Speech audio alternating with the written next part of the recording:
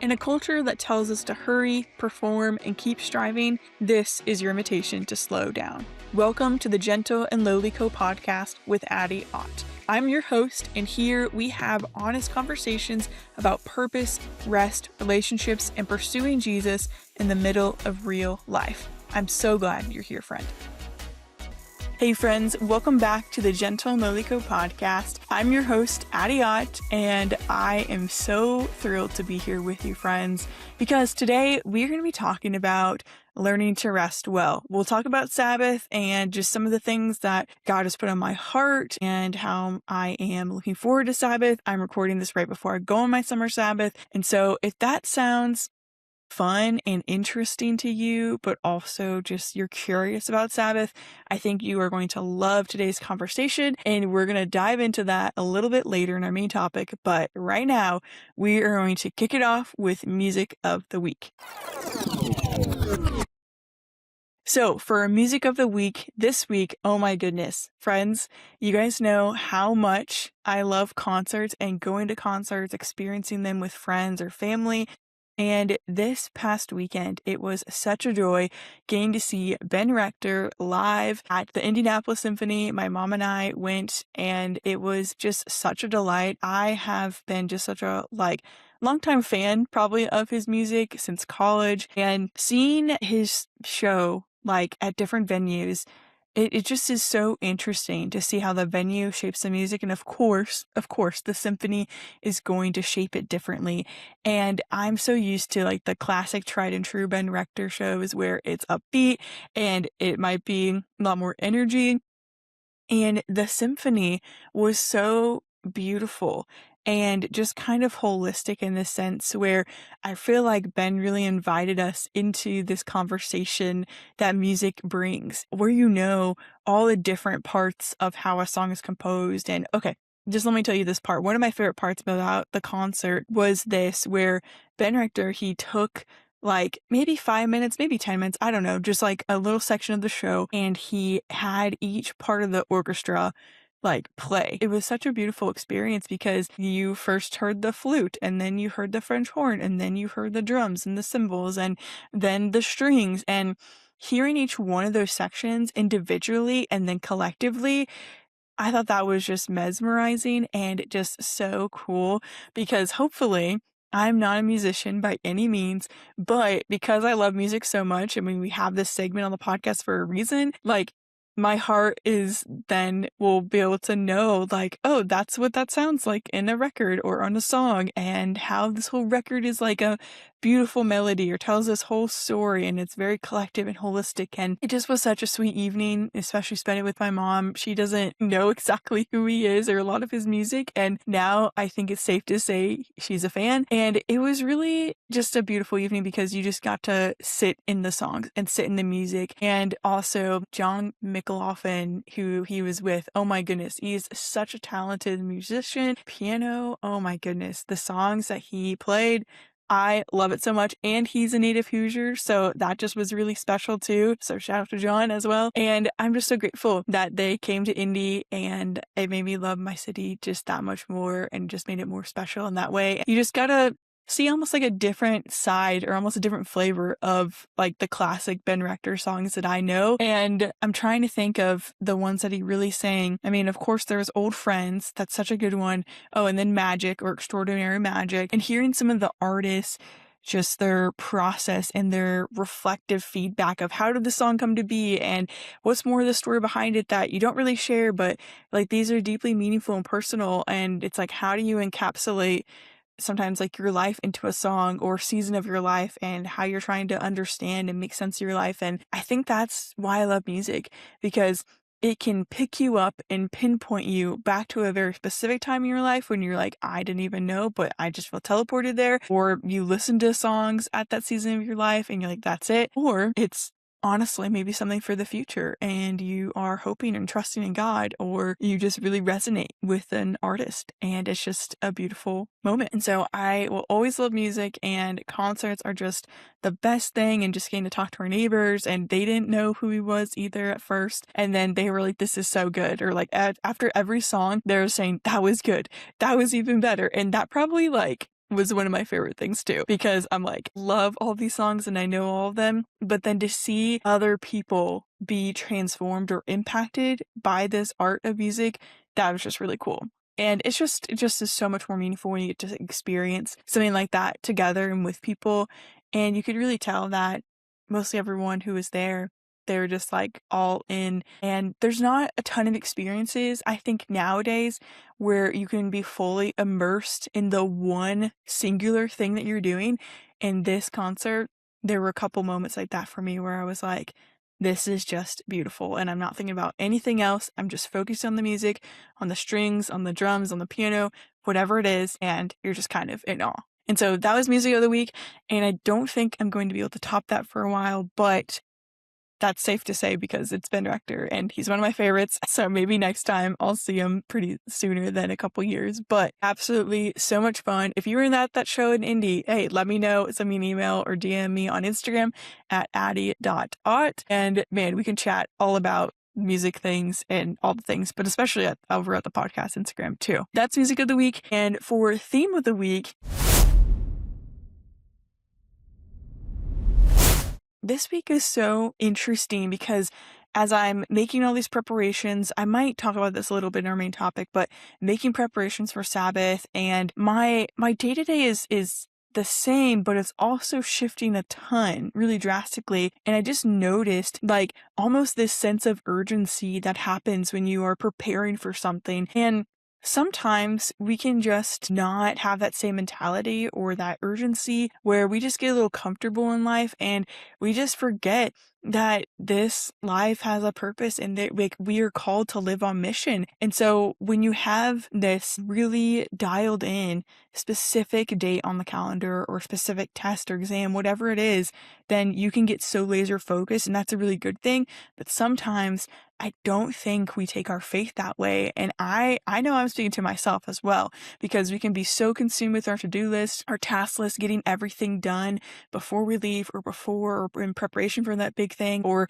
at school or in your family, like whatever it is, there are a lot of things that crave our attention. And I think I was just becoming even more aware of that this week as I prepare to leave. And especially because for this summer Sabbath, we have some exciting news that I'm going to be spending the entire month in Tennessee. And so when this episode releases, I'll already be there, and I'm just about to leave now as I'm recording it. And I'm so excited for that. And I'll kind of share a little bit of the heartbeat in that a little bit later, but there's just this different anticipation that like I'm talking about for this theme of the week, where I'm noticing in my week where I'm like, okay, well, because I'm not going to be at my house for a month, like I might come back to Indy here and there, but realistically for the majority of my Sabbath, I'm going to be in Tennessee.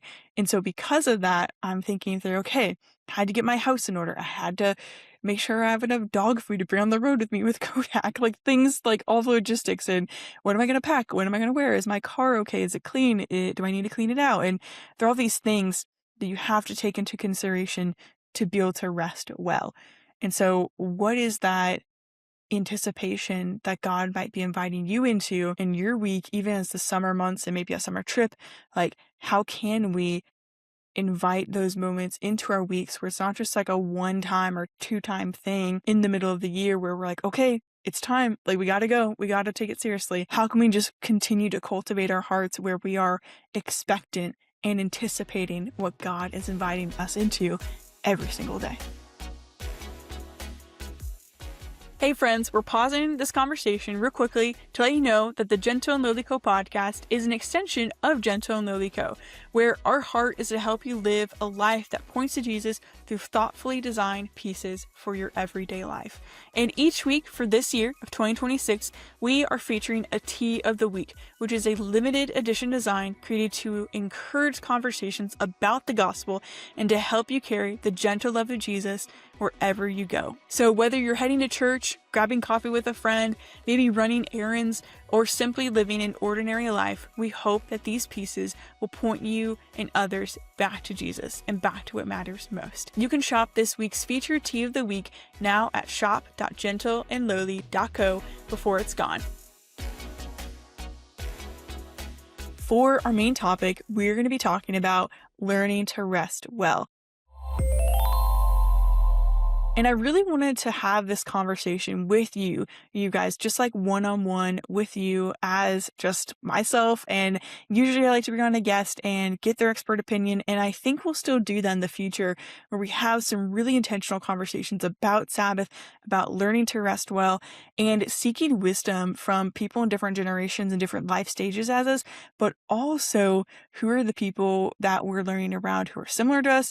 And at the same time as well, what have I learned since last year? And what does the summer Sabbath even look like? And how am I continuing to learn to rest well as a young adult who is not married and who has a dog? And I am just trying to follow Jesus the best that I can. And Sabbath is a part of that for me. And so before we jump in totally into our topic, I do want to encourage you, if you have no idea what I'm talking about, you're like, Addie, I am brand new to this podcast. One, I just want to say thank you. I'm so glad you are here and you're like, yes, I'm here for this topic. I want to dive into this. And two, if you are curious at all about Sabbath and you want to get some more helpful context about what our summer Sabbath looks like and why we practice it, then I would encourage you to specifically check out episode 83, and I'll link all the other podcasts where we've talked about Sabbath on this podcast, all the different episodes. I'll link those below in the show notes as well, so you can learn even more about Sabbath and rest and how we do this well, but also like, what is the process and what has the journey been, even for me personally, as we've had these continued conversations about Sabbath. And so for this one though, I really wanted to have this conversation with you of like, okay, what did I learn since last year? If you don't know, this is the second time I've taken or will be taking a quote unquote summer Sabbath. And so last year was my very first year of doing this. I'm like, I've seen other people do it well, and I know Sabbath is something I've been implementing in my life, like really since I graduated from college. And if I would have implemented it sooner, I know I would have not been like further along, but I would have had different rhythms and it would have been a different way of living. And so I think sometimes we can get so caught up or hung up on how do I do this? Where do I start? What does it even look like? And those are all good questions, because we can get so overwhelmed where we won't even begin to like take the first step. And so I want to tell you what I learned from last year a little bit. I do have a whole episode about that called Reflections from a Summer Sabbath, so you can totally listen to that too. But just from like a quick high level view, summer Sabbath, what I learned last year is, one, it was a ton of work and I'm so glad I did it.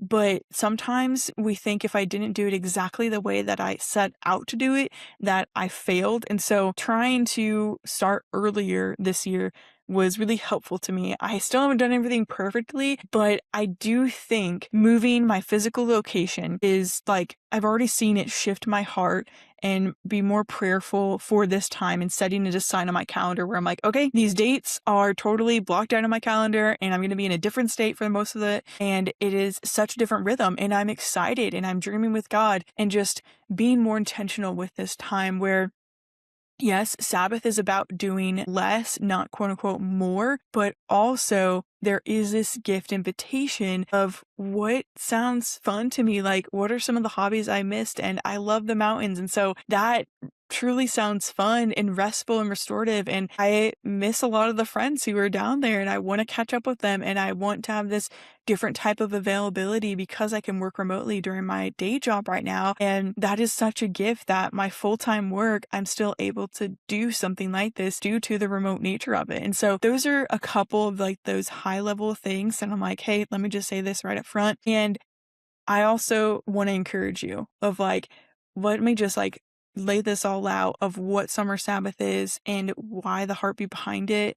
And again, if you've already heard this before, like this is just a great reminder to be like, oh yeah, this is why Gentle and Lilyco does this, my business, and why me just personally, why I think this is worth the time to do. Because in my conversations, I really have been describing this extended time of Sabbath this way, where we use what God has placed in our hands intentionally, right? We surrender it to Him, but sometimes we can't always surrender it when our hands are maybe like, I don't say clutched or in a fist, but when we are working, our hands are full. Like my tools are usually like a mouse, a keyboard. If you're watching on YouTube or Spotify, you can hear this, but then you can see it. Like my tools are usually digital tools for my full-time work and my creative work, or a camera. And usually when our hands are full, we're not really in a posture or position to receive anything. And so the best visual picture that I can think of, especially from a biblical standpoint and even like a farming standpoint too, which I think is so timely just with the different seasons and how different seasons we can cultivate, but then there's also seasons to rest. And that's a beautiful metaphor and picture for Sabbath. But the one thing is this, where we do take what God has placed in our hands, whatever that is for you, whether it is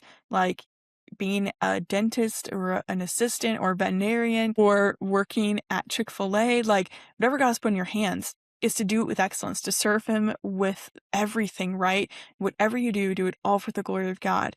And so to do that well, we steward what he's put in our hands well, with intention, with care, with dignity, but also there are times and seasons where we just loosen our grip or we just kind of drop them all together, if you will. And so that is really my heartbeat with Summer Sabbath, where I see this field, and instead of plowing it and grinding and maybe that even like hustle culture, I am looking at the field. I've done maybe half of the work for this year, maybe some more that I can't see, where there's some seeds scattered over there, and over there I can't even see the fruit of them, but I've seen some fruit over here. And then I see this field and the soil is tilled. And that visual is really good for farmers who know that is, but where the soil there is a machine, a tiller. My uncle does this before he plants corn, and I think he just did it before I left my house. And you can see that the soil is turned up. There's other things that have come up into the ground, and the dirt is fresh. It's ready actually to be planted into, and it's ready to receive, if you will. And so I see that plow or the tractor, whatever kind of tool equipment you want to use there, and it's just kind of sitting at the end. And you look back and you say, okay, my work is done and it is complete. And what a beautiful gift that is. And yes, there will always be work to do. I think that's the nature and the reminder that I'm even learning as I'm in a book club of liturgies of the ordinary. And it's the reminder that the ordinary things are beautiful, but also the ordinary tasks that we do, like washing the dishes, making our bed, brushing our teeth, like those quote unquote, like sometimes the chore tasks or care tasks, all those things, we will always have to do them, but they're like the work will never be done. But how can we cultivate this sense of stewardship where it actually meets our heart and we allow God to change us in the midst of it, in the midst of those daily rhythms and the weekly rhythms, right? And then maybe the annual rhythms as well. So kind of jumping around all over the place here, but if you stay with me, it is really this picture and just this posture to lay down your tools and to say, okay, God, I trust you. I trust you more than myself, and I know I can get a lot more done if I were to continue working, right? Sometimes we think that, but do I really believe that? I really do believe that God can do far greater more when I'm in a posture of like, one, yes, being diligent, but also resting. Like he can do so much more with my yes when I'm open to hearing from him, when I'm open to reconnecting with God on a deeper level, just processing and making space for everything to breathe, if you will. And I think sometimes our culture will say, well, you can get so much more done if you just keep your head down and grind, stay up till 3 a.m., all those things. But I think I've learned that's not the version of myself I want to become, because I don't think I'm more kind, more loving, and more tender-hearted when I'm rushed, when I am annoyed, when I'm frustrated, when I have lack of sleep. Like all of those things, it's not a pretty picture, and I don't think it's actually the healthiest version and the healthiest way for us to show up or to steward this life and the time that we have.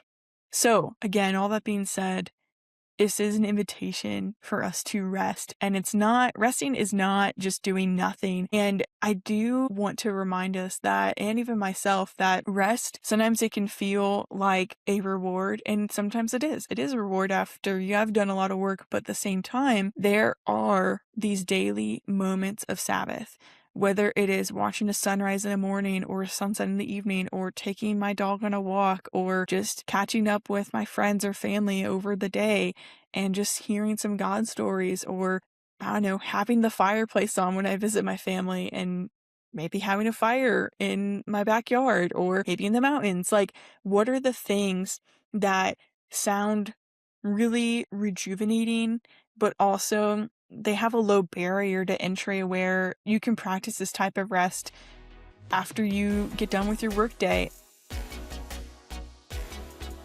Had some really interesting, I don't know, say conversations, but whether it's listening to podcasts and talking to friends about Sabbath, like having these anchor points within our days. When we start work, we are in that mode, but then also what are the visual signs and kind of cues for when I can close my laptop? And I'm not really the best at that because I have my full-time work, my day job, and then I also have this work on the side in the spare hours or over lunch breaks. And I want to discover with the Lord, what are some of those healthier rhythms for me to do the most amount of ministry with my limited capacity, because I am limited. And I think that is what God is reminding me of, is that we can't do everything. We can't do it all. And that's a good thing too, because it requires a deeper dependence upon Him. But I can't tell you how excited I am to looking forward to like getting to where I can get to a place in this next month where I can close out and actually like quit Google Chrome and like not have any other tabs open. If you know me, you know I love tabs, and that's just like a weird fun thing, but that's just like kind of how my brain works, just being a creative and overthinking. I have so many tabs open, sometimes mentally and also in my brain, but also on my computer. And so what are some of those things where you're like, you know what, I'm actually done for the day. The other work, it's going to be there when I come back, and maybe I'll go outside and go for a hike with Kodak, and we'll go see a mountain or explore a trail, or just go sit outside for 15 minutes, maybe read my 20 books I have. I don't know how many books I brought, way too many. But those are some of the things of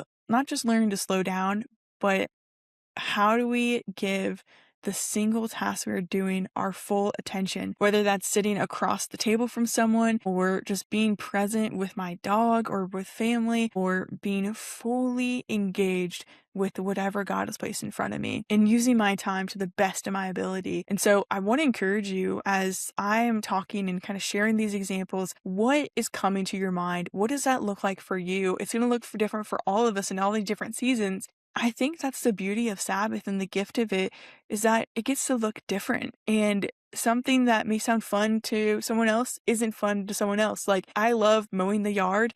I don't always get to do it at my house because I live on farmland and my uncle mows it. But when I come visit family, I mow my mom's yard, and I've been doing that since I was a kid, and it helps me slow down because I do so much work with my mind or my laptop, doing something that is disconnected from technology and with my hands, where I can smell the grass and see the results too. It's just so satisfying. And some people are like, oh, you can save so much time. And yes, you can. Sometimes you do have to like pay to get it cut, or you can save so much time by like having one of the like automatic mowers nowadays, which is like crazy cool. But to me, it is such a slow rhythm that physically like helps me slow down, and it also like slows my mind down, because those moments when my mind is racing of so many things that I have to get done, quote unquote, I'm like, okay, it just kind of helps filter all them out and helps me like reconnect with God and be like, okay, wow, God, like it's such a beautiful day, or look at that sunset, and look at how my dog is following me around like he's so excited, and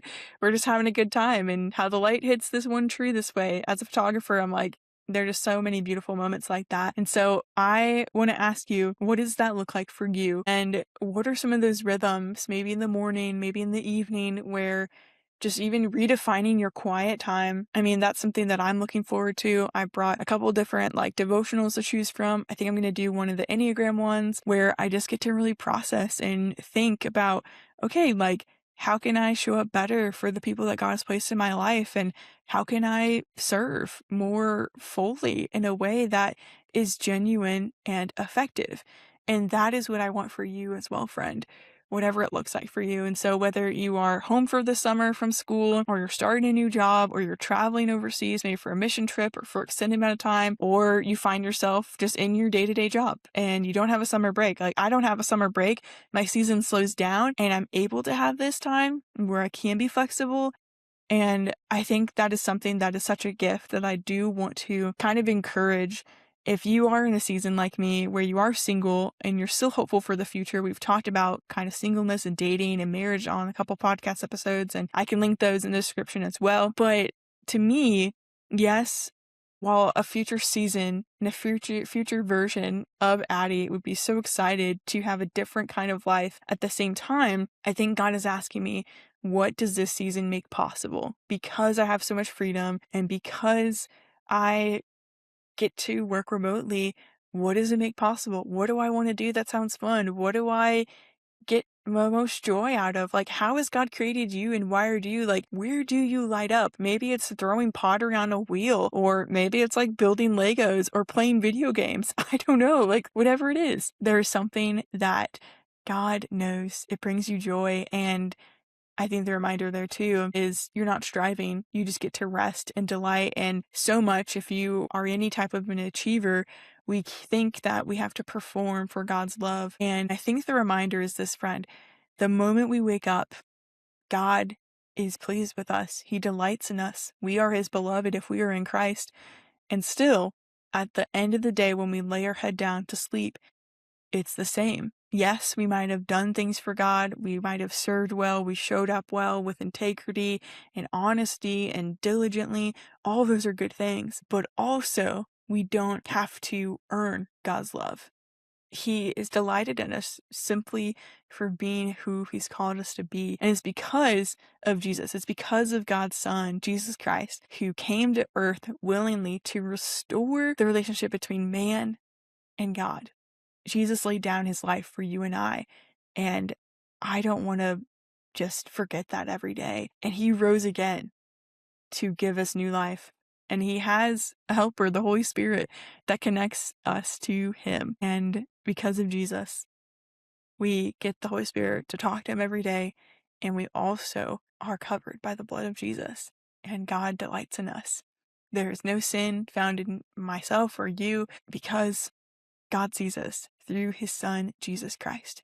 And what a beautiful gift to live your life through that lens and through that frame of mind, where it is just an overflow of this love that God has poured out on us. We want to dedicate our lives and we want to serve with our entire lives back to him. It is such a gift. Such a gift. My final thoughts before I am literally about to head on this summer Sabbath and this road trip and see a lot of friends and see mountains and just be so encouraged and also stretched in different ways is this. If you are doubtful that Sabbath is for you and you're thinking, no, Addie, I just think that's for you. Like, one, I want to gently say, it's for you too, friend, because you have listened to this entire episode. You're so curious about it. And that might not even be you if you're listening to this. But if you're doubtful and you're thinking, I can't do that, I want to tell you, like, you can. It's going to look different. You might stay in your location. And I did that last year. I just visited family here and there. And this year, it looks very, very different. But if you are trying to seek how to do this well, how can I rest well? How can I steward well?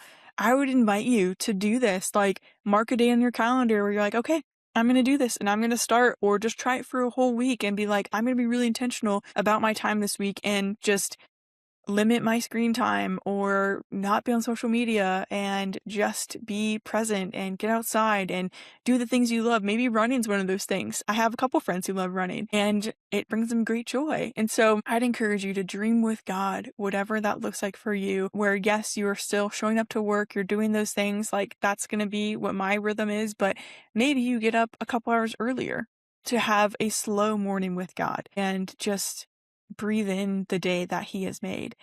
And then maybe at the end of the day, you just don't rush to like end everything, or you don't just fill up your schedule. You just leave space open and leave it available for God to fill. Like, what a gift that could be. And maybe then on Friday nights, you always have a pizza night. Like, I don't know. Or you have a bonfire and you light a fire every evening to remind yourself that God is near, and you read the Bible by firelight or read a good book. Like, I really want to encourage you to be creative with God and to dream with him of what summer Sabbath could look like for you.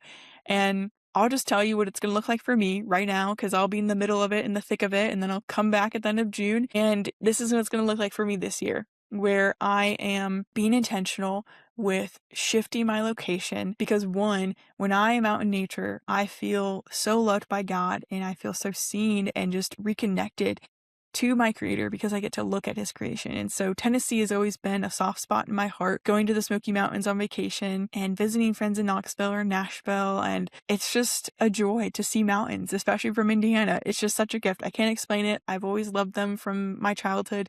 And so that is a very intentional thing for me, though. Another intentional thing is surrounding myself with different types of community, where I love the community that God has blessed me with here in Indiana, whether it be my family, my friends, people across the state. Like, I'm so grateful that there are some genuine friends.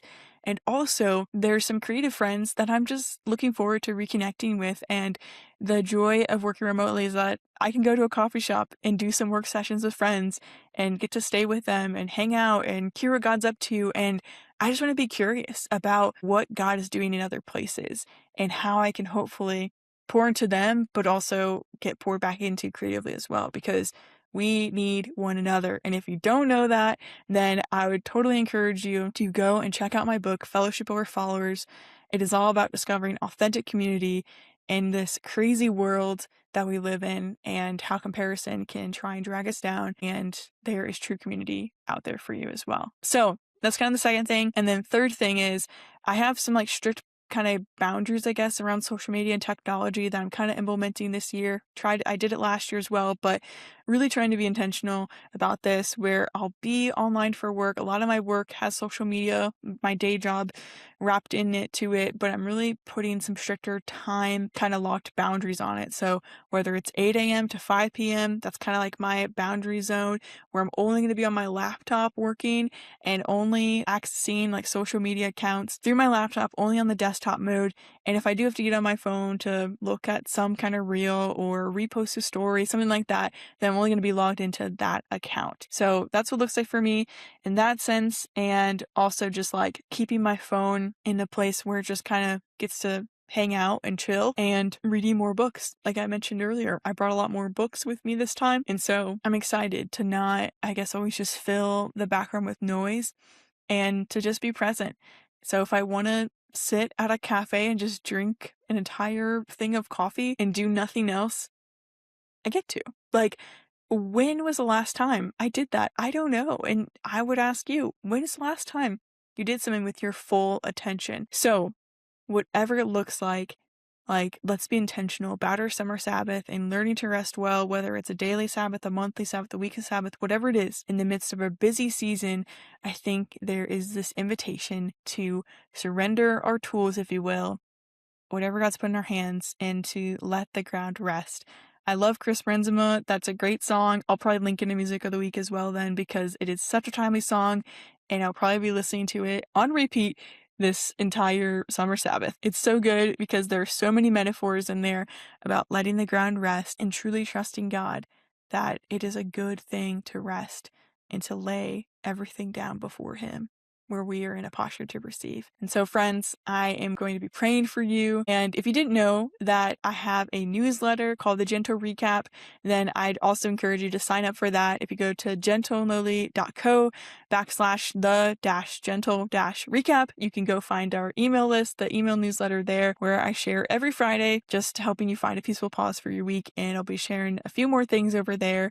I just share things that I'm not sharing anywhere else online. And I am just so grateful for your support and just excitement about where the podcast is headed. And I cannot wait to share with you all the things of just how God is going to meet all of us in our individual Sabbaths. But I'm really excited for the specific second summer Sabbath.